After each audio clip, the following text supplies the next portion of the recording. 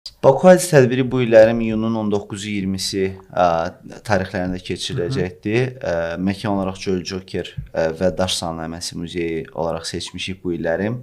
Artıq 4-cü dəfədir Baku Hadis tədbirini keçiririk. Bu tədbir zamanında bugünə qədər 3 milyon dollardan artıq yatırım olunub startaplara. Bu həm Azərbaycan startaplarıdır, həm bayaq dediyim böyük region, həm də ki Saudidən, UAE-dən və s. olan startaplara investisiyalar olunubdur.